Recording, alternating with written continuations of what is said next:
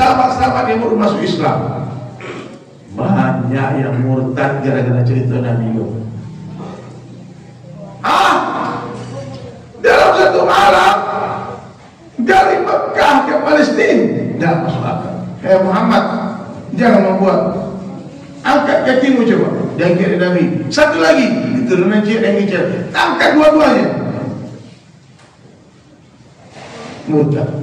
Datang satu orang pemuda dengan gagah membela Nabi. Dia katakan, ya Rasulullah, lebih dari ini ceritamu, aku percaya, yakin seyakin-yakinnya. Siapa nama pemuda itu?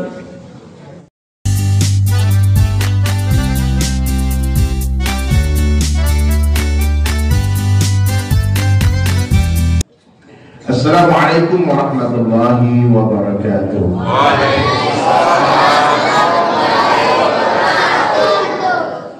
Alhamdulillah, nahmaduhu wa nasta'inuhu wa nastaghfiruh wa nu'minu bihi wa natawakkalu alayhi wa na'udzu billahi min shururi anfusina wa min sayyiati a'malina.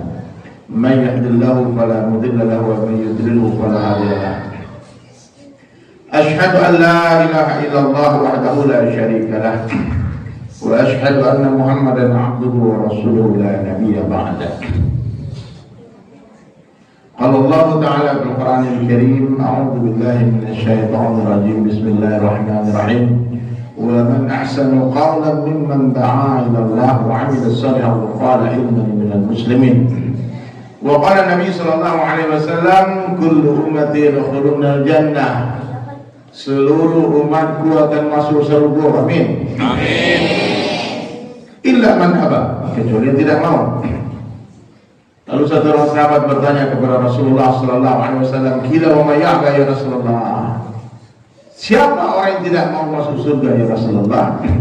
Maka Nabi menjawab, "Qala man ata'ani dakhala al-jannah." Siapa yang mentaatiku akan masuk surga, wa man 'asani faqad aba. Dan siapa yang menolak aku, yang mengingkariku, merekalah orang yang enggan masuk surga. Semoga Allah jadikan kita semua sebagai hamba yang taat. Amin. Bapak Ibu sekalian, Masya Allah, tidak ada yang kebetulan di dunia ini. Saya datang ke Kota Parani, tidak diundang sama jemaah Masjid Syukur, ya? Tidak. Saya datang ini dalam rangka safari dakwah, menemani teman-teman dari Yayasan Syekh Ali Jaber untuk melanjutkan cita-cita almarhum membangun pesantren tahfidzul Quran. Tapi Romo itu udah pulang. Saya mesti sudah pulang tanggal 28 kemarin, Pak. Tapi tiba-tiba Buya, Pak Gubernur bilang kalau bisa Ustaz Dedi sampai tanggal 6. Karena tanggal 6 itu ada kajian bulanan Pemprov. Dibilang. Akhirnya saya musyawarah sama tim. Kami pun akhirnya memperpanjang masa berkeliling di Kota Padang. Dapatlah satu jadwal datang ke Masjid Syukur ini, alhamdulillah. Itu ceritanya Bunda. Kalau mau undang mungkin agak lama jadwalnya dapat ya Pak. Jadi alhamdulillah kita berkeliling tadi ke Pasaman sama Pak Wali Kota, dan besok subuh pagi kita ke Bukit Tinggi sampai hari Ahad, kemudian hari Selasa balik ke Jakarta. Baik hadirin sekalian dirahmati Allah Subhanahu wa taala, mentaati Allah itu berhubungan erat. Ketaatan kepada Allah itu berhubungan erat dengan keyakinan yang ada di hati manusia. Ya. Untuk bisa mentaati Allah tidak diperlukan harta benda. Tidak perlu harus jadi orang kaya dulu untuk bisa taat. Untuk bisa mentaati Allah tidak diperlukan pangkat dan jabatan. Ya. Untuk bisa mentaati Allah bahkan tidak diperlukan kesehatan. Apa yang diperlukan untuk bisa mentaati Allah? Iman. Coba perhatikan berapa banyak orang kaya Pak tak mampu ke masjid. Berapa banyak pejabat, orang terhormat, anggota dewan, mana mereka sungguh tak ada di masjid. Ya. Berapa banyak orang sehat, rumah samping masjid tak mampu melangkahkan kaki ke masjid. Ada bapak-bapak pakai tungkek sama saja, sakit. Bahkan ada yang naik kursi roda, tak mampu berdiri duduk di atas kursi sholatnya.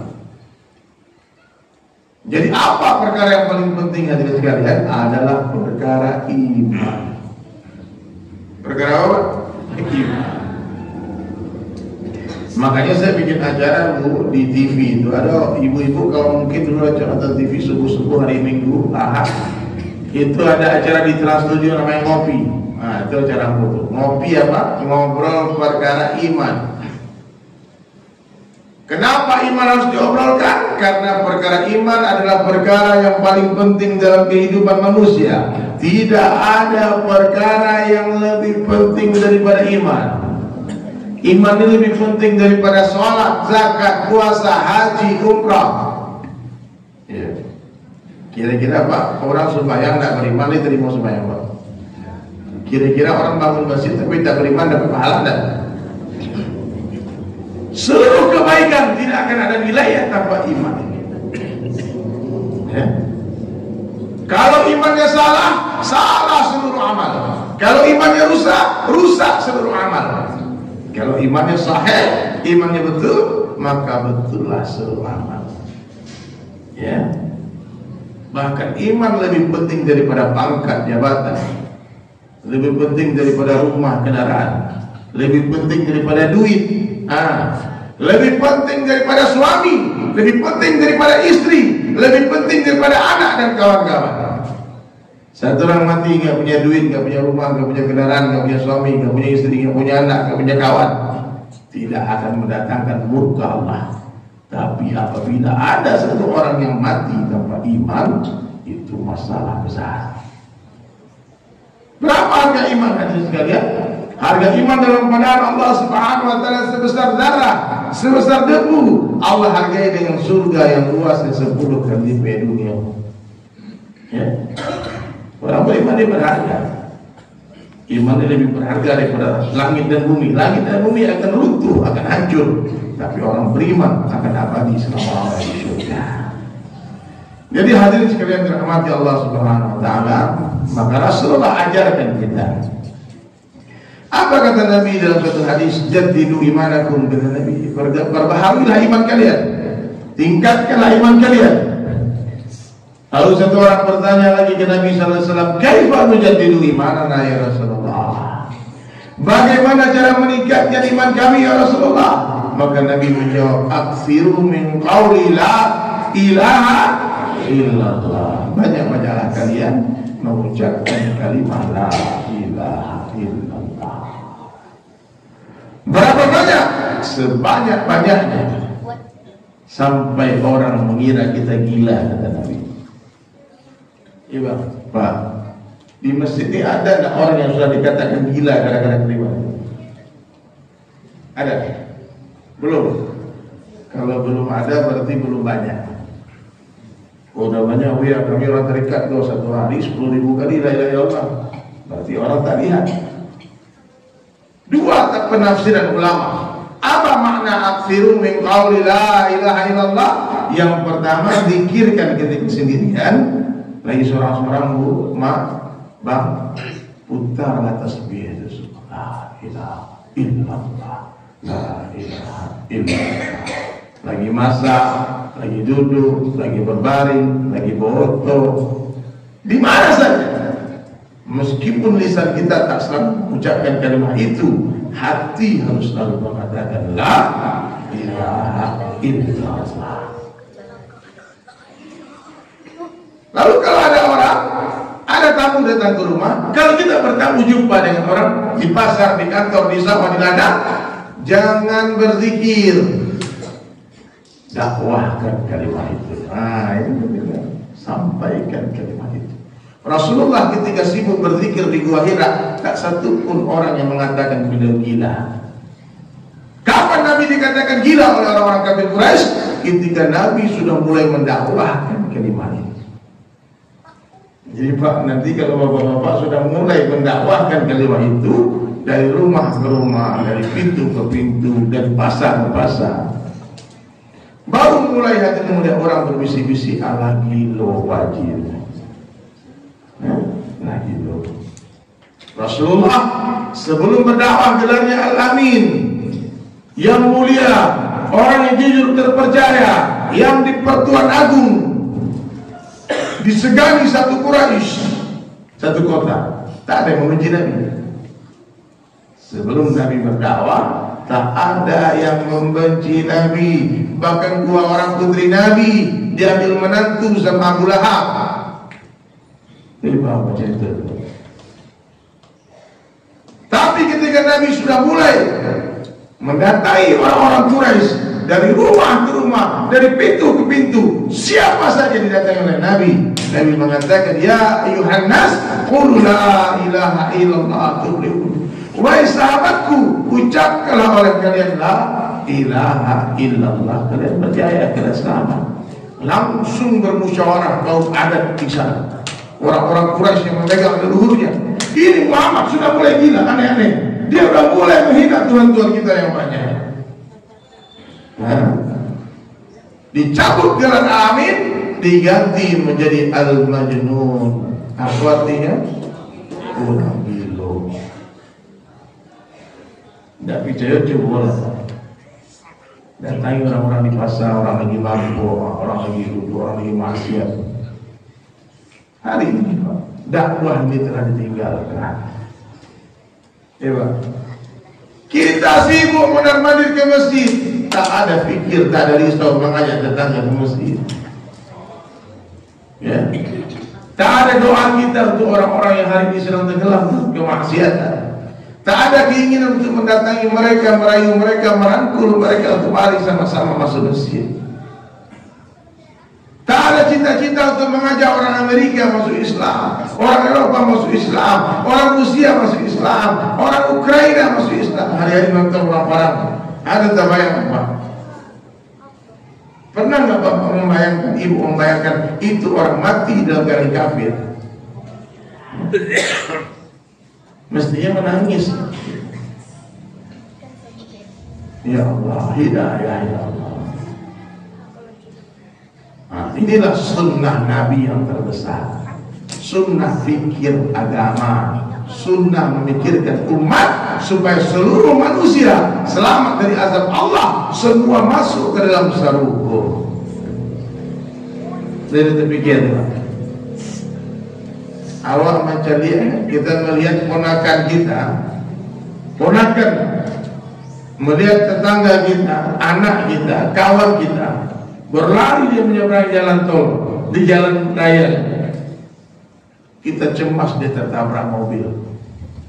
Jangankan keponakan, anjing, kucing melintas di jalan raya, kita berusaha untuk menyelamatkan dia, jangan sampai terlantar ada betul. Ini sedang berlari umatku, Pak ponakan kena rako, tak sembahyang, maksiat, berjudi, mabuk-mabukan, ya narkoba. Ada nggak keinginan kita untuk merayu mereka? Berpikir bagaimana anak-anak itu seluruhnya masuk ke dalam masa ini. Banyak apa-apa, 50 tahun KT banyak, 10 tahun ke bawah banyak. Anak mau balik sampai 30 kan banyak, berapa? Kemana mereka sekarang? Nah, ini yang dipikirkan hari ini. Inilah yang harus kita risaukan hari-hari. Bagaimana masjid-masjid yang ada di seluruh dunia makmur. Maka pertama saya masuk masjid, saya tanya sama abang tadi, udah siapa namanya? Dari berapa orang sholat subuh di masjid ini? Itu pertanyaan pertama. Saya tanya nama beliau. Beliau katakan 2 saf. Alhamdulillah. Di zaman sekarang masjid 2 saf itu luar biasa. Banyak masjid yang qomat, yang azan itu orangnya. Kadang dia sendiri ya sembahyang, sendiri aja sholat. Ada 2 orang, 3 orang. Saya berkeliling Pak, mohon maaf di Sumatera Barat ini ada. Kita pernah datang ke satu masjid, itu di mimbar masjid sudah mengeram ayat. Berarti lah barangkali dah semai-jumai orang di kampung. Ini bukan di Amerika Eropa, Minangkabau, Sumatera Barat. Ada masa di syarat masa di kita pulang itu malang-malang menggemai.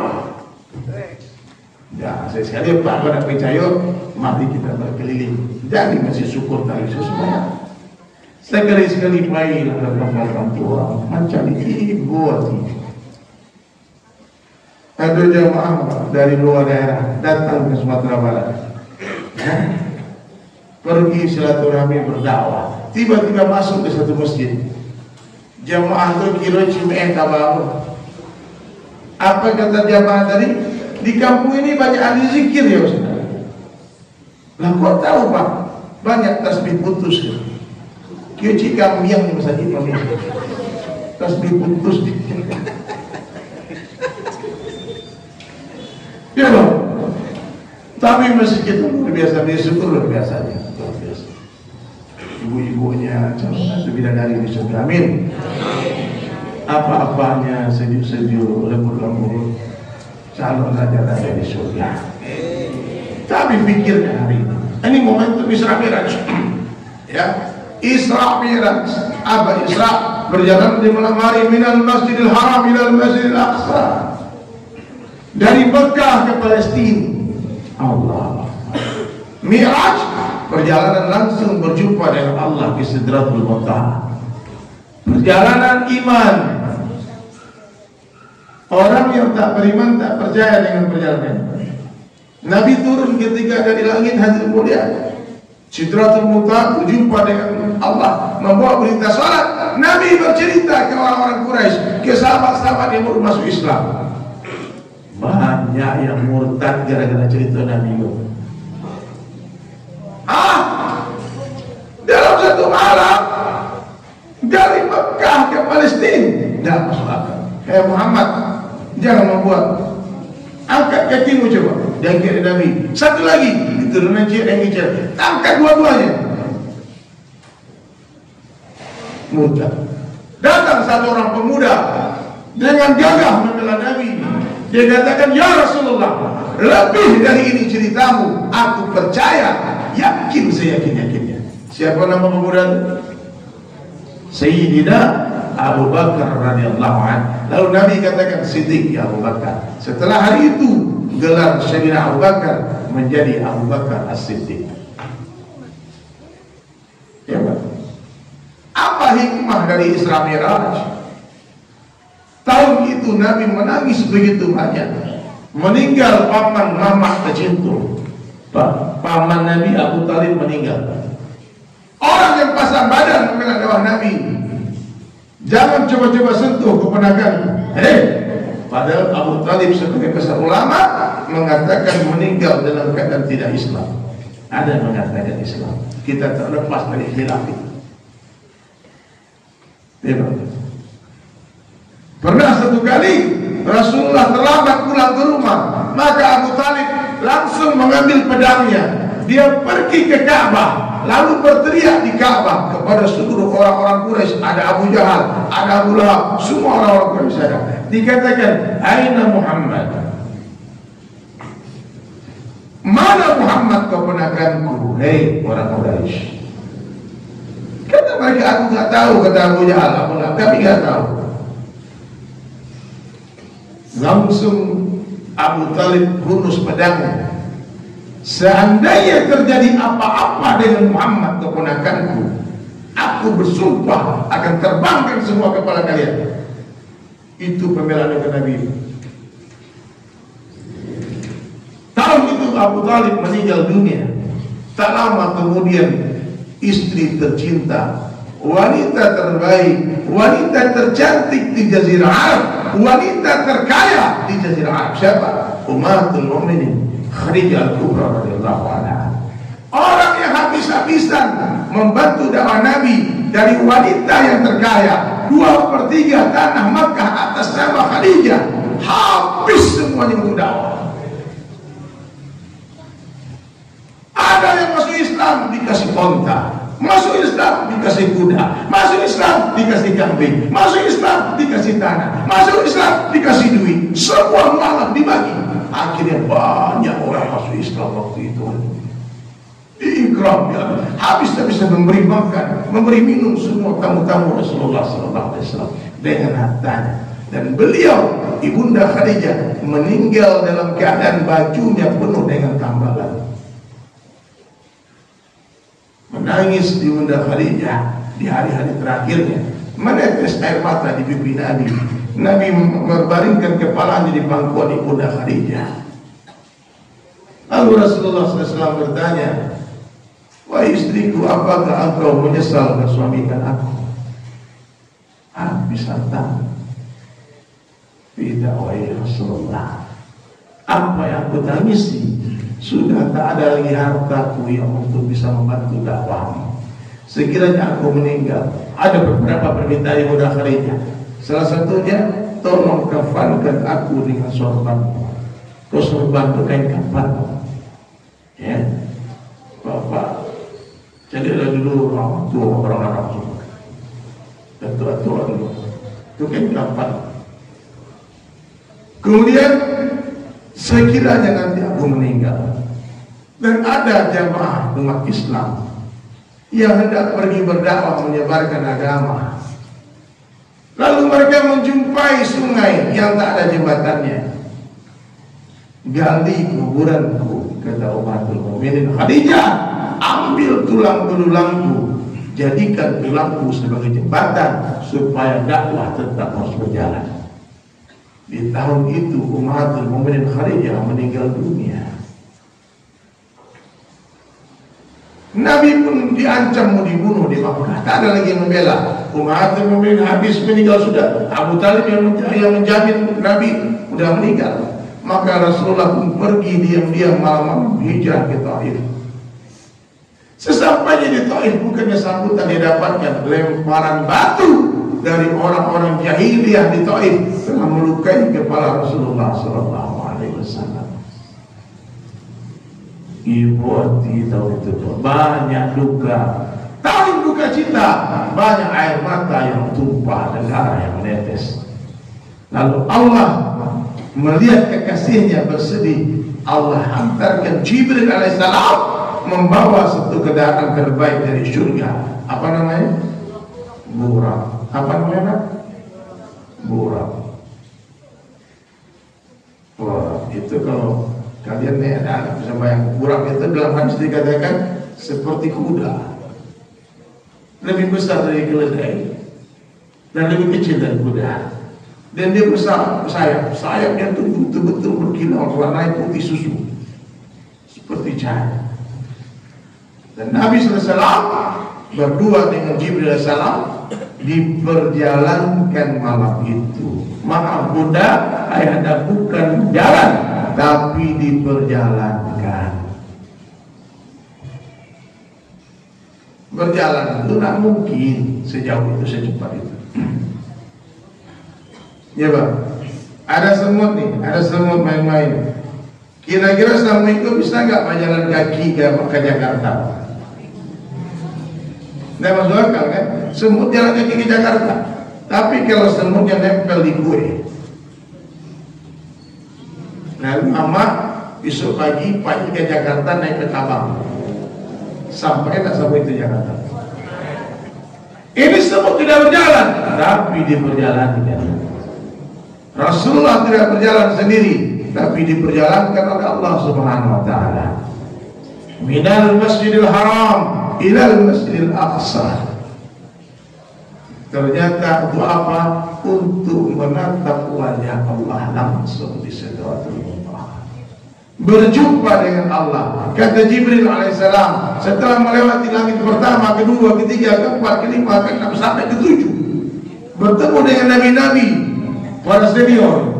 Langit pertama ketemu Nabi Adam, Nabi kedua ketemu Nabi Idris, Nabi Nuh, terus sampai ketemu Nabi Ibrahim yang ketujuh. Langit keenam ketemu Nabi Musa alaihissalam.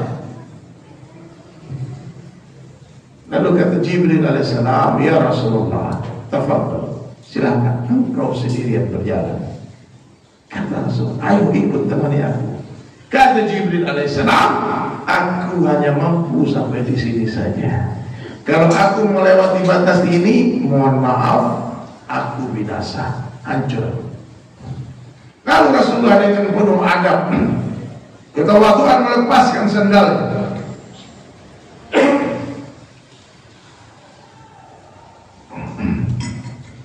Langsung terdengar firman Allah, wahai Rasulku, ya ayuh Rasul, wahai Rasulku, kekasihku, pakai sandalmu.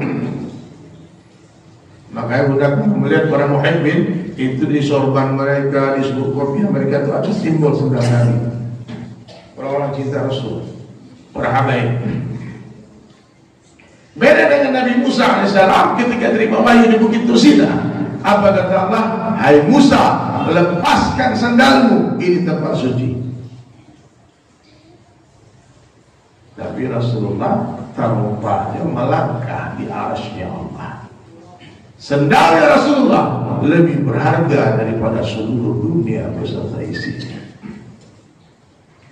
Lalu turun hadirin mulia Nabi membawa perintah sholat 50 waktu sehari semalam. Berapa waktu?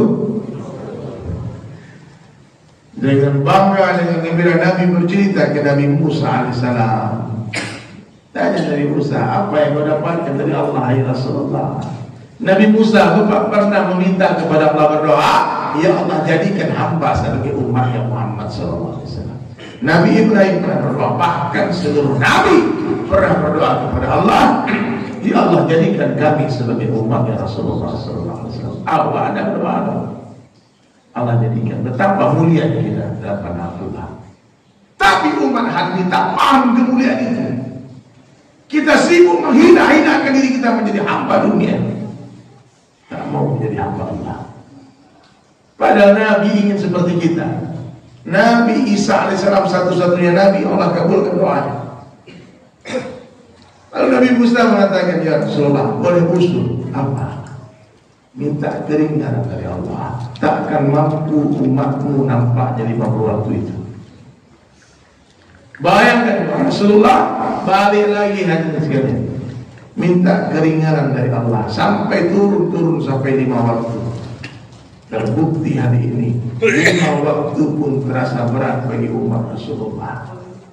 Ya Pak, banyak tidak sembahyang.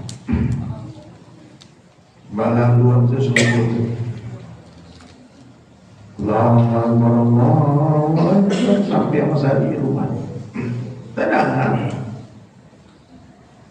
6 orang tadi.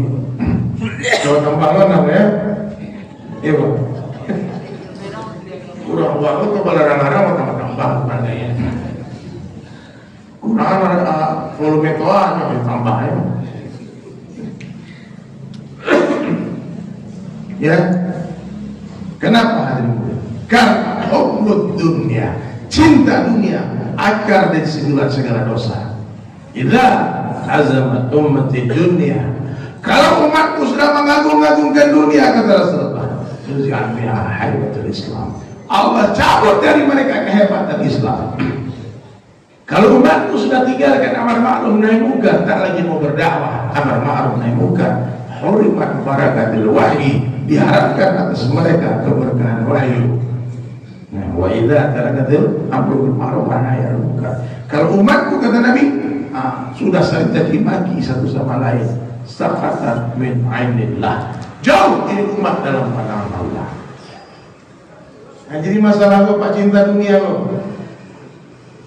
Takut miskin. Angan-angan melewati batas umur. Itu yang menghalangi orang dari ibadah. Ya. Udah tahu sembahyang waktu masuk jam 2 lewat, jam 12 itu udah waktu sholat zuhur, Pak. Jangan terima tamu dulu di toko. Ya. Tutup toko itu sebentar. Close waktu sembahyang zuhur. Datang pukul jam 1. Lanjut. Tinggalkan rezeki, penuhi panggilan Zat yang Maha memberi rezeki. Transaksi azan berkumandang, dilanjutkan transaksi, itu kedurhakaan ke Allah. Seakan-akan kita berkata kepada Allah, ya Allah, keadaiku lebih penting kepada Engkau ya Allah. Ayo kesyirikan. Seorang sahabat petani, ketika dia mengangkat cangkulnya ke atas, tiba-tiba terdengar panggilan azan Bilal. Sahabat tadi, Pak, Bu, tak berani menjatuhkan cangkul ke tanah. Dia lempar cangkul itu, cepat berlari menuju masjid. Hebat. Orang yang betul imannya tak perlu dipanggil, sebelum azan sudah duduk di masjid. Kata guru ambo, kata guru saya, ini sengaja ulama menyuruh memakai speaker toa masjid untuk apa? Untuk apa benar? Untuk memanggil para pencinta dunia. Udah waktu sembahyang masih di pasar. Bapak iya. Itu maksudnya. Karena para pencinta dunia tak perlu suara azan toa. Belum azan. Sudah. Zaman Nabi Imam ada toa. Tapi seluruh sahabat sholat di masjid. Pernah satu ketika seorang pengusaha besar, sahabat Nabi terkaya, namanya Abdurrahman bin Auf radhiyallahu anhu. Abdurrahman bin Auf memeriksa 700 kontainer onta-onta mau dikirim. Bisnisnya saking kayanya. Dia periksa bisnisnya, lalu dia pergi ke masjid. Ternyata orang sudah mulai sholat. Dalam bebas. Tidak terdengar azan Bilal ke pasar. Ya. Lalu dia pun jadi masbuk waktu itu, masbuk dalam sembahyang. Selesai sholat, dia langsung ke Rasulullah dan memeluk Nabi, menangis sejadi-jadinya. Dia katakan, ya Rasulullah, demi Allah, perdaganganku telah membuat aku lalai dari Allah. Saksikan, aku infakkan seluruh onta-onta itu dengan Allah.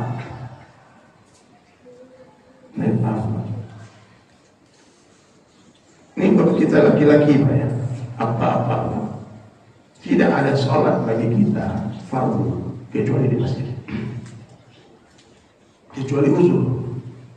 Kalau ama-ama silakan ke masjid, tak boleh dilarang. Tapi kalau sudah terlalu ramai masjid sama bapak-bapak sehingga muncul fitnah kalau ama-ama ke masjid, lebih baik sholat di rumah.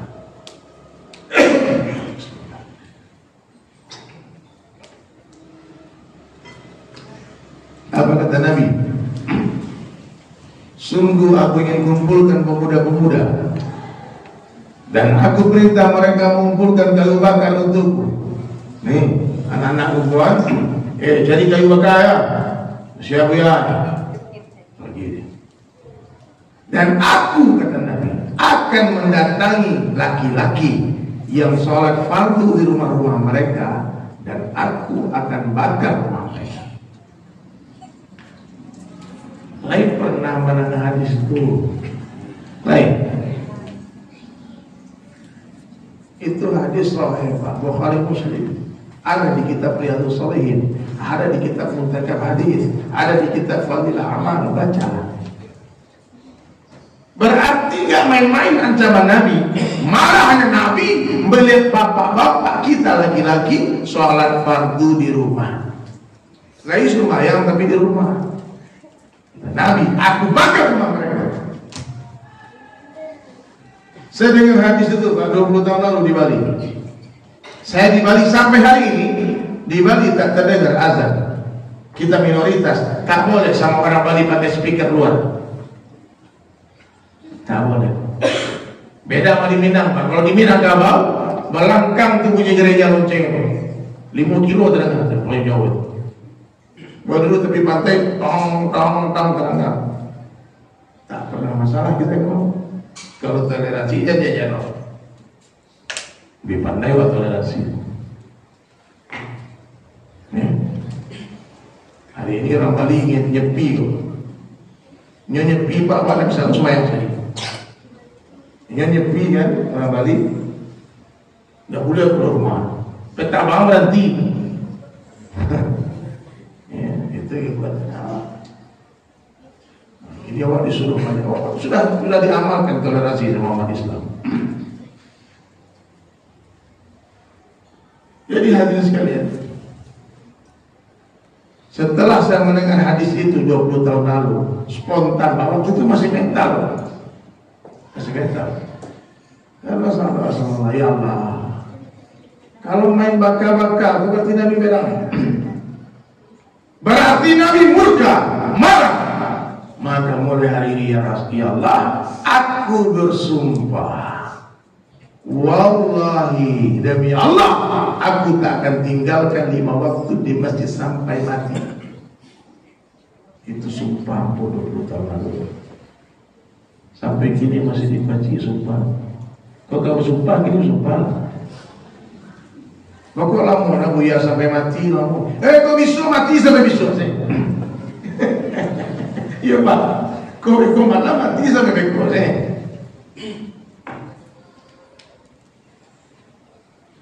Meskipun di Bali tak terdengar azan, tak pernah tertinggal takbiratul ula bersama imam. Macam tu balik, tutui kadai. Jangan dapat tutui sekadai. Kau tulis tu. Time for pray. Close. Praying time. Sebenarnya boleh ya. Mau sampaikan ke Pak Gubernur, ke Wali Kota, paripurna, rapat, mengurus umat, mengurus rakyat. Azan berkumandang, masih rapat, kalian durhaka kalian semua kepada Allah. Iya. Apa susahnya? Kita pending rapat dulu, nanti sudah semuanya apa lagi? Dapat Allah, dapat segala-galanya. Hilang Allah, hilang segala-galanya. Tidak masalah kita hilang seseorang karena Allah. Jangan sampai hilang Allah karena seseorang. Tidak masalah kita hilang pekerjaan karena Allah. Jangan sampai hilang Allah karena pekerjaan. Hilang popularitas karena Allah, tak masalah. Jangan sampai hilang Allah karena popularitas. Insyaallah, mudah-mudahan maaf penghadiur sederhana. Bahas sembahyang Mas Haji, sembahyang 5 waktu di masjid syukur, ramenya seperti sembahyang Jumat. Kalau sholat Jumat penuh nggak masjid Jumat? Penuh ya. Pertanyaannya, mana kira-kira yang lebih susah, sholat Jumat dengan sholat hari zuhur di hari Sabtu? Sembahyang zuhur itu 10 menit, nggak ada khutbah. Sholat Jumat, parkiran motor saya payah mencari penuh, apalagi mobil, antrian wudhunya panjang, apalagi toilet mana banyak kan, sakit payah Pak, tapi sabar. Khutbah setengah jam. Tapi kenapa sholat Jumat masjid penuh, sembahyang asar kosong? Padahal kalau dipikir-pikir sholat Jumat lebih susah daripada sholat asar, benar? Lebih panjang waktunya. Saya pernah survei. Saya tanya kawan pulang sungai Jumat. Saya bilang, Bang, ya Jumat depan abang sholat lagi nggak? Tersinggung Pak. Maksud lu apa? Gua tanya Pak, abang Jumat depan sholat lagi atau masjid? Pastilah, kan gua muslim. Oh, ini ternyata jawabannya. Orang yang datang sholat Jumat sudah berniat dari Jumat sebelumnya. Jumat ketiba dia sembahyang lagi. Atau tanya, kalau sholat asar lebih masa dia Bang? Kalau asar kayaknya nggak ada meeting, ada bos datang, ada acara di kantor. Sholat asar dia tak lihat, tak ada yang lihat tentang sholat asar. Takutnya kosong. Mohon maaf, Bapak Ibu nih yang hadir di sini. Kalau nanti sebelum tidur doa sama Allah, Bismillahirrahmanirrahim, ya Allah, ya Allah, subuh bangunkan hamba ya Allah, hamba ingin sholat subuh di masjid. Bangun ya.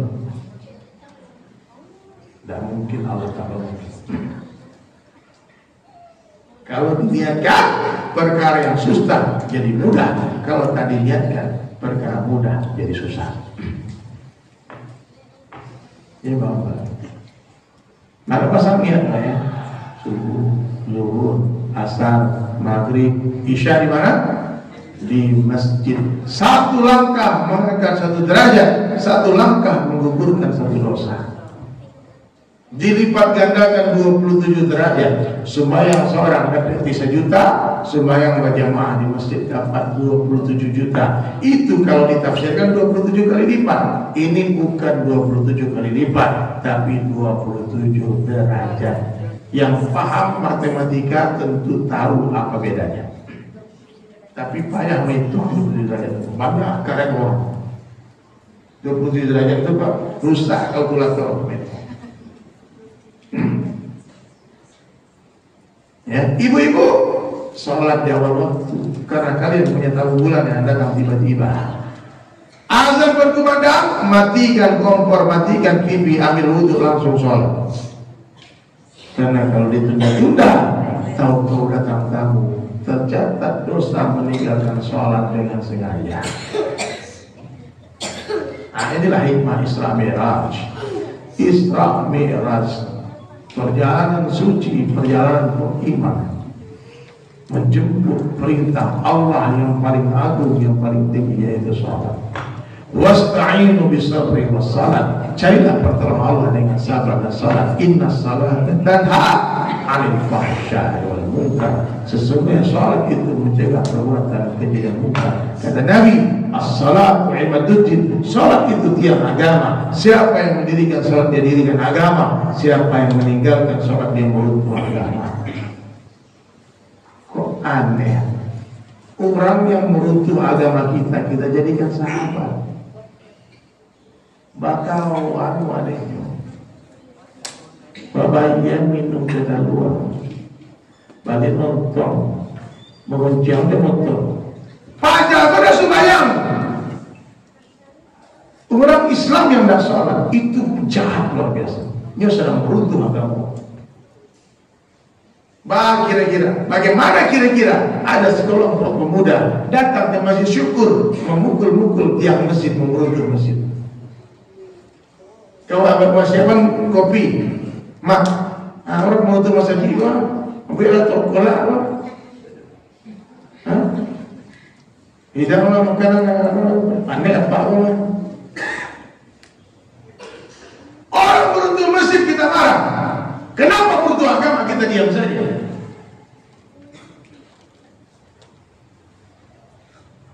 Ya, berapa? Kalau ada orang tidak sholat, tetangga kita tidak sholat, ini bahaya. Kalau Allah turunkan azab kepada mereka, kita kena azab. Gara-gara fajar, ya semuanya azab turun gara-gara itu. Bapak ibu lagi tidur nih, malam tidur, tiba-tiba masuk asap ke kamar tidur kita. Jago-jago. Pertanyaan, ibu bangun atau lanjut tidur? Mas Roy, jago atau lalu terus? Cari kada puas. Cek lagi jawab. Dia tidak mungkin kompor nak mati tadi dah. Cek kompor, udah mati kompornya bang. Cek ke ruang tamu. Aman bang, nak ada api ruang di rumah. Tapi asapnya masuk ke rumah. Pertanyaan, ibu bapak keluar rumah atau lanjut tidur? Pasti kita akan keluar, periksa. Ternyata nampak ada 7 rumah.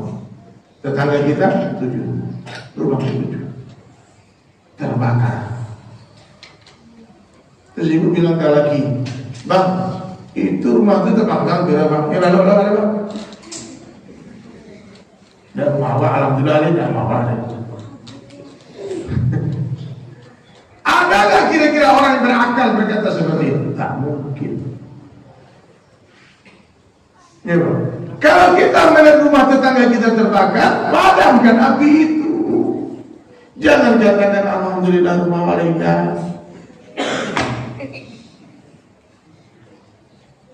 Kenapa? Kalau kita biarkan, itu lama-lama rumah apinya akan membesar, merembet ke jalan dan membakar rumah. Jadi kalau ada tetangga masjid yang tidak sholat, itu sama. Ini kebakaran bukan kebakaran dunia, kebakaran akhirat. Api neraka sedang mereka nyalurkan untuk membakar diri mereka. Ya benar. Maka yang petani jangan ke sawah dulu, yang pedagang jangan ke pasar dulu, yang polisi jangan ke kantor dulu, yang PNS jangan pergi dinas dulu. Berjamaah kita sama-sama padamkan api itu. Meskipun hanya melemparkan goni basah, meskipun hanya menyiram 1 ember air, kalau berjamaah padam itu api. Ini paham bukan? Coba cari depan kiri kanan depan belakang saja itu. Siapa yang sudah ke masjid, siapa yang belum ke masjid. Lalu mulai kita pikirkan bagaimana cara mengajak orang ke masjid. Ya, oke, sebentar saya mau memperbarui wudhu sebentar. Ada tim dari manajemen saya, Pak Topan, boleh dicerita sebentar maksud perjalanan kita ke sini. Saya minta izin ke tempat wudhu sebentar ya.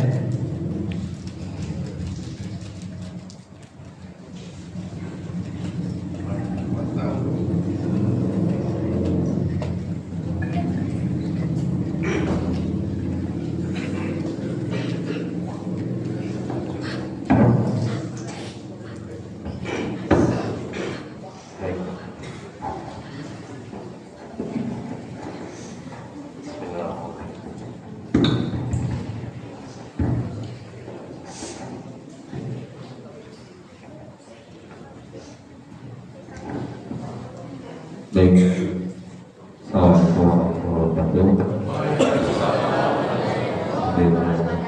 Menunggu Pak Ustaz sedang berduduk, izinkan kami memperkenalkan diri terlebih dahulu. Kami dari tim DSAS Care yang dibina langsung oleh guru kita, Al Ustaz Ferry Sulaiman. Alhamdulillah ini menjadi rangkaian safari dakwah kita lebih kurang hampir 1 minggu di Sumatera Barat, yang mana ini adalah satu lembaga umat yang saat ini sedang fokus pada beberapa program. Salah satu diantaranya ada 6.000 mu'alaf yang kami bina di Pulau Bulu. Alhamdulillah saat ini sedang pembangunan musala dan masjid juga di daerah sana. Kemudian juga ada galeri lukisan Al-Quran pertama di dunia, yaitu di Kota Palembang, yang alhamdulillah saat ini sudah berada di tahap halaman ke-400. Jadi Ustaz Ferry Sulaiman langsung melukis sendiri 30 juz Al-Quran yang didisplay di Masjid Baitur Rahman Bang Raya Palembang. Kemudian ada lagi program kami yang ketiga, yaitu program DSAS Creative Center. DSAS Creative Center ini programnya untuk anak-anak milenial, jadi mencetak generasi penerus bangsa, para taktis, kemudian anak-anak yang mempunyai jiwa entrepreneurship leadership, yang insya Allah akan kami bina, akan kami berikan pelatihan-pelatihan di DSAS Creative Center supaya generasi penerus kita, anak-anak kita, anak muda kita ke depannya menjadi anak-anak yang takut kepada Allah Subhanahu wa Ta'ala. Amin ya Allah. Baik, mungkin nanti setelah Al-Ustaz memberikan tausiah akan ada pembentangan bagi Bapak Ibu yang ingin berpartisipasi bersama kami menjadi bagian dari perubahan untuk umat ke depannya, insya Allah. Siap. Baik, terima kasih Ustaz Taufan. Jadi Bunda, kami berjalan bukan hanya keliling Indonesia, keliling dunia, melanjutkan misi Rasulullah SAW, mengajak umat mengenal Allah, ya, mengajak orang-orang kafir masuk Islam.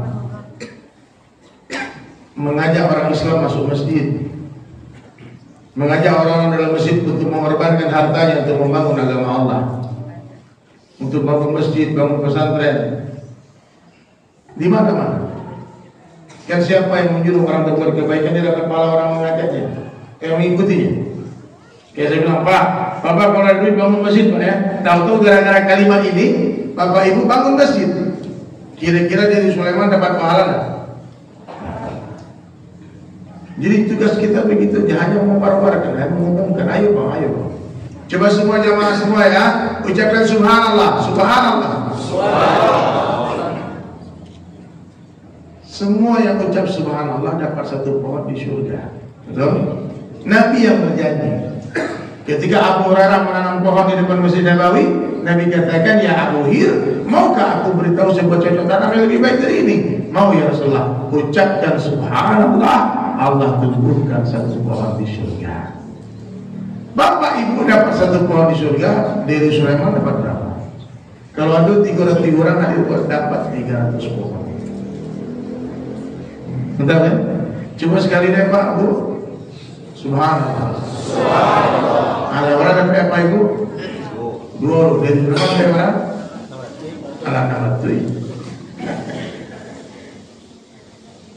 Ada teman-teman, kalau punya teman Facebook 5.000 orang temannya, bikin status pagi itu, hi guys, everybody, ucap subhanallah ya. Nyubancul orang subhanallah, subhanallah, subhanallah, subhanallah, subhanallah. Like 2.000 like, dapat 2.000 buat. Ya, oh, sedang live bro di Instagram, sedang live di Instagram. Coba yang di rumah, yang Instagram ucap subhanallah, coba semua tulis di kolom komentar subhanallah. Rami itu langsung subhanallah. Sikon 600.000 orang lagi. Ya. Nah, jadi tadi Ustaz Taufan bercerita, kita selalu membuat perbaikan, perubahan di mana-mana, islah di mana-mana. Tugas kita kan cuma mengingat-ingatnya saja. Mohon maaf Pak, bukan berarti yang di atas ini lebih paham dari yang di bawah. Ibarat pohon pepaya, acok dan matang itu di mana? Nem masak di mana? Di bawah masak. Lihat tengok mana kan memang. Tapi kok di sayuran juga pakai. Ya. Jadi bukan berarti saya di atas itu lebih baik daripada kadang yang di bawah lebih paham.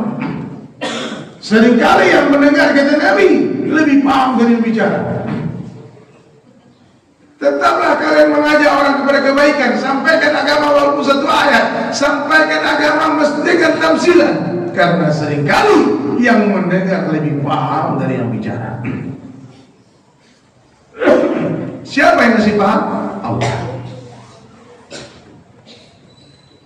Siapa yang masih paham? Allah. Jadi sekarang saya ada ceritanya.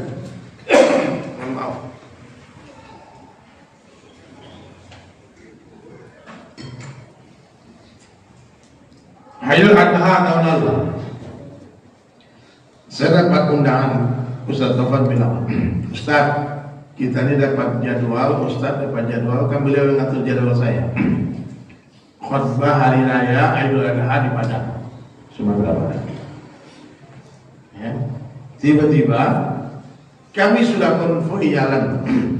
Saya konvoi dari Bali, naik mobil dari Bali. Udah sampai di Palembang, adalah pengumuman PPKM darurat, pengumuman dari Menteri Agama, sudah boleh semua hari raya sudah lapang. Corona datang bisa hari raya, bulan puasa hari raya datang. Kata Ustaz Abdul Somad, jangan-jangan COVID ini sudah mualaf, sudah masuk Islam. Kok Natal ada? Tahun baru ada aja, bebas kan? Nyepi di Bali ada aja. Sekali poso, sebulannya poso kan? Di boy. Nggak boleh semeter ambil ya. Aku pilih aja. Akhirnya Haji Mulia, tempat yang mengundang kami itu pun ragu-ragu buat acara, nggak jelas. Akhirnya dibuatlah keputusan musyawarah kami di Palembang. Satu mobil berjalan terus ke Padang, mobil Ustaz Taufan dengan 3 tim yang lain tetap lanjut pulang kampung. Saya dengan keluarga tetap di Palembang. Palembang ini bukan kampung saat itu. Orang Senin Bangkal, maksudnya bukan tempat saya merantau. Hanya transit sebentar saja di kota itu. Tidak ada di list cita-cita saya merantau di Palembang. Lalu kami bawa mobil sendiri. Kayak sekarang ini bawa mobil sendiri. Enggak ada lagi minta ongkos kayak begitu ongkos Malaysia ya. Ada telepon depan ganti ongkos atau kami. Enggak ada. Kami enggak jadi betul. Mencari Allah, mencari diri Allah. Subhanallah. Maka saya sewa hotel di Palembang. Tak diumumkan di mana-mana. Saya di Palembang. Tapi ada yang tahu. Kalau dari Sulaiman ada di Palembang. Tapi kemana boleh cari? Ya. Saya tidak terima jadwal karena memang tidak ada keramaian. Berpindah-pindah di satu masjid sholat, satu masjid subuh sini, zuhur sini, asar sini, maghrib sini. Sampai 1 bulan saya di Palembang. Maaf, Bu, 1 bulan di Palembang. Kita pikir kalau balik ke Jakarta pun tak ada kegiatan di Jakarta. Mungkin kita santai-santai dulu Palembang lah. Kata istri ya, sudah habis tabungan bayar hotel kan, kecewa rumah, kembali kita pulang aja lagi di rumah aja kita lagi. Udah waktunya mau pulang, tiba-tiba saya jumpa satu orang di Masjid Agung Palembang. Dia bilang, wah ini yang kita cari-cari Bang Heri. Bisa nggak ceramah di masjid kami? Mana? Boleh. Masjid Baitur Rahman namanya. Saya pikir masjid. Di mana masjidnya? Di dekat Istana Gubernur.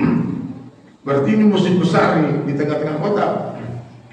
Ternyata pas saya sampai di sana, Masjid Baitur Rahman itu jamaahnya sholat di basement, di lantai bawah, rendah lantai basementnya.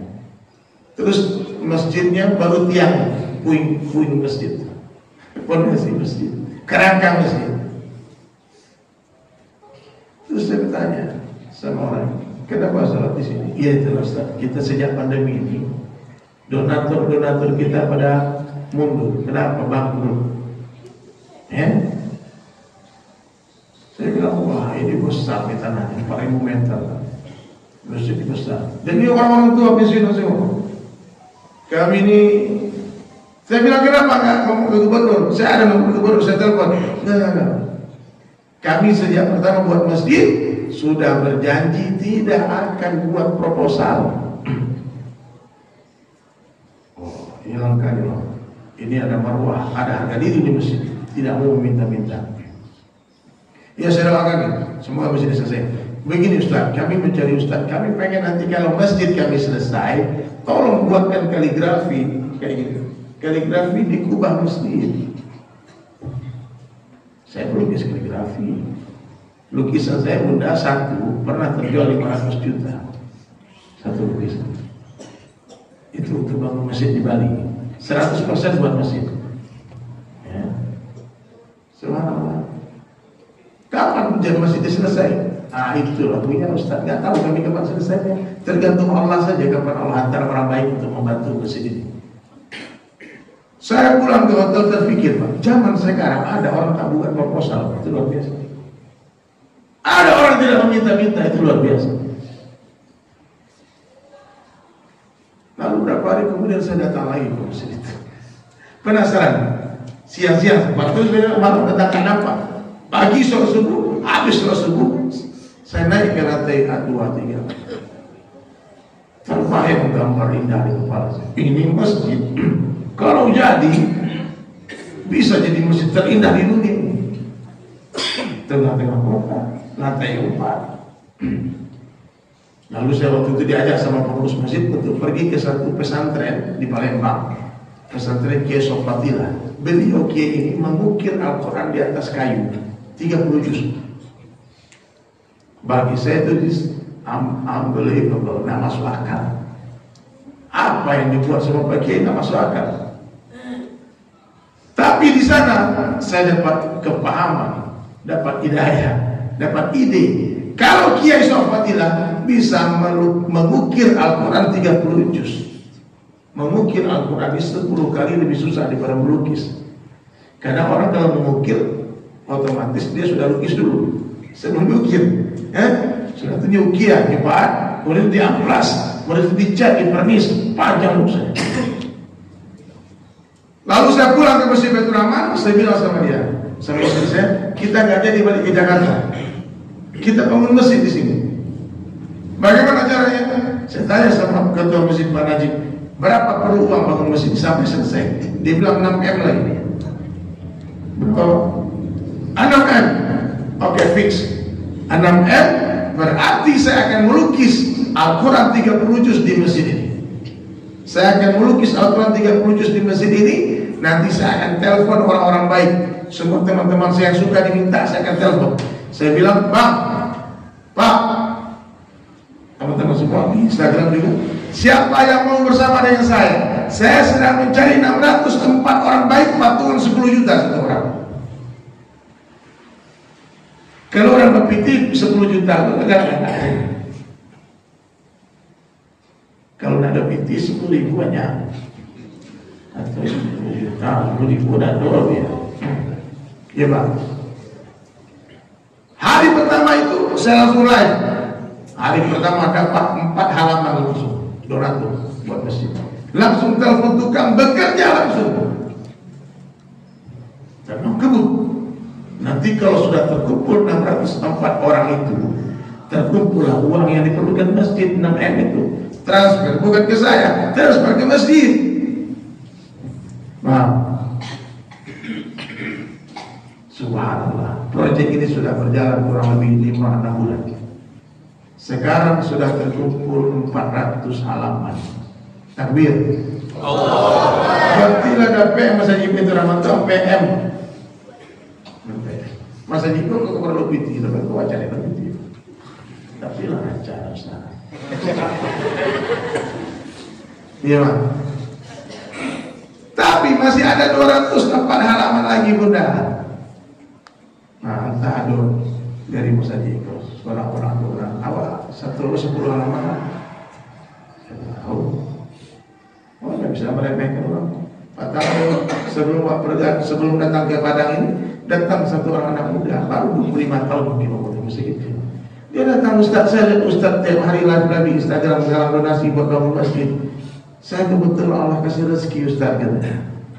Ya, boleh saya bergabung Ustaz bersama Ustaz bangun masjid itu? Iya, boleh.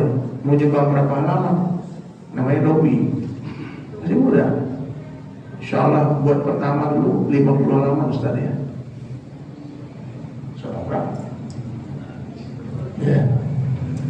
Nah, telepon Putra Siregar, Pestor namanya.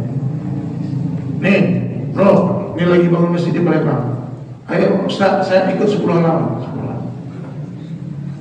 Jadi insya Allah mudah. Dan ini pun kita buka di sini karena masih ada 200 orang lagi yang kita perlukan. Entah ada orang awak satu, orang awak dua. Kode Kalimantan mungkin ada sampai 50 orang. Dari Sumbar, oh tuh, dari Solo ada, wali kota Solo. Haji Meldian ada Batang Selang dari situ Pak. Haji Meldian yang punya anak resort, anak hotel di Medan. Nyedangkan orang masih, aku satu halaman punya halaman apa ini bisa request nih, request ada bisa sembarangan halaman saja. Mungkin apa penasaran seperti apa lukisan itu? Ada lukisan? Coba lihat, kasih lihat. Bu, ada jadi tidak dijual lukisan. Saya cuma kasih lihat. Ini tak harus beli aman. Ini kok Al-Fatihah.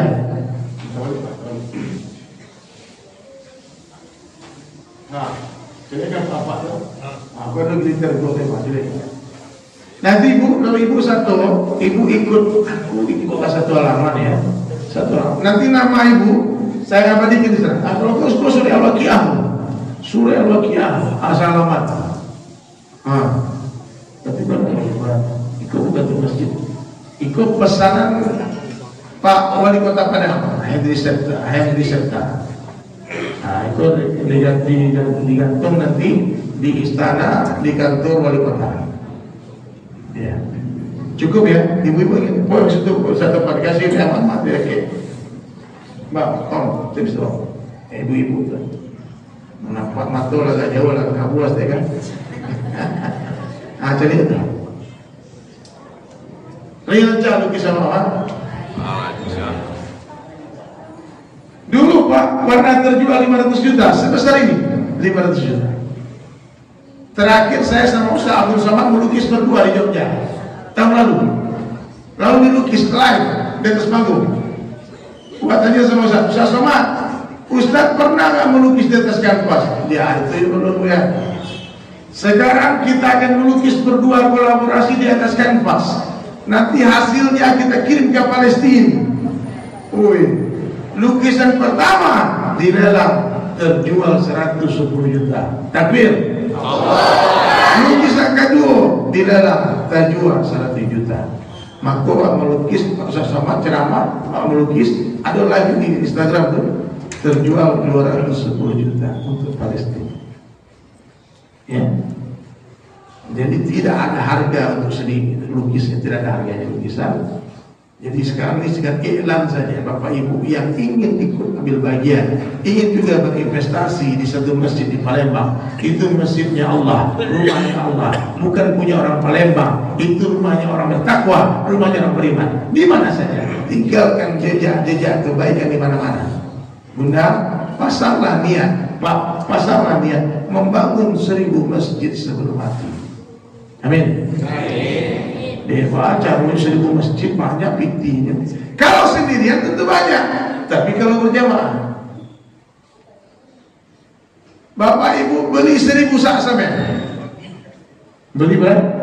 1000 sak semen.